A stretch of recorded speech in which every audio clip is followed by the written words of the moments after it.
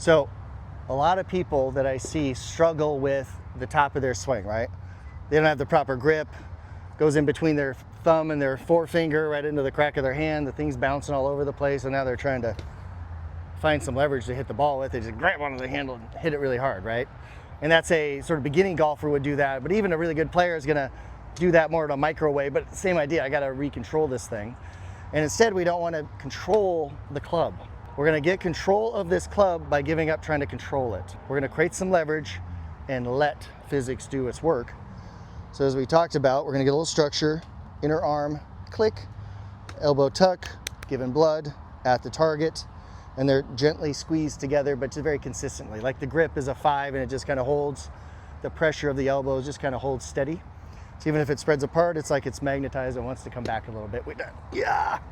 But a little bit of this and it spreads, it comes back, and we keep this little connection in our upper arms, okay? So a little structure, get our little trigger, toss, toss.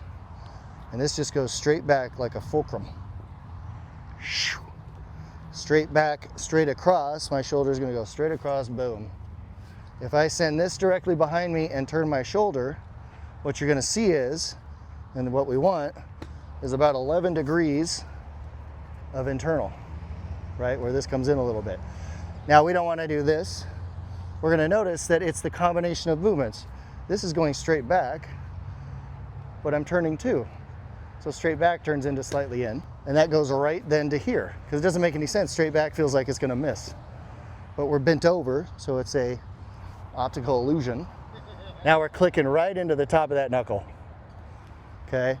Now we're gonna absorb, and as we do that, that's when we shift our weight and get our shortstop to first base, aka legs back under us.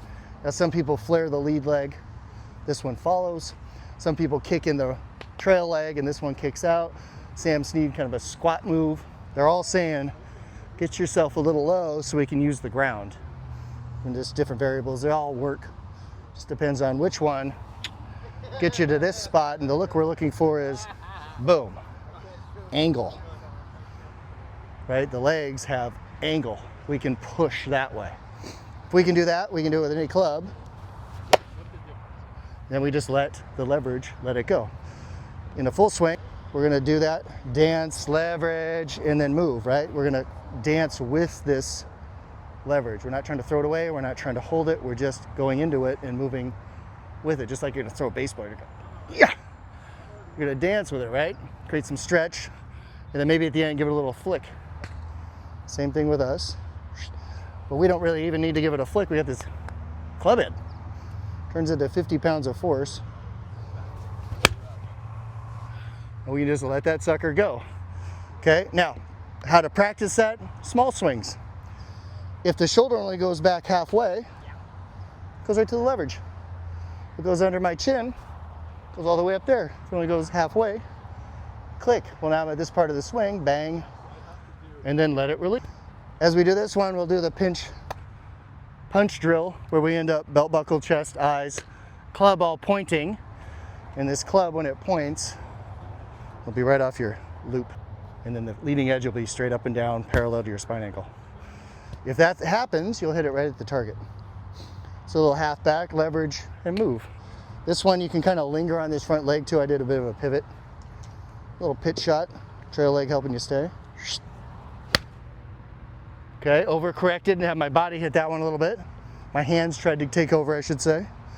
So now let's see if I can get a little more freedom in there so that the leverage does it and I don't force my hands to go through, just leverage. There you go.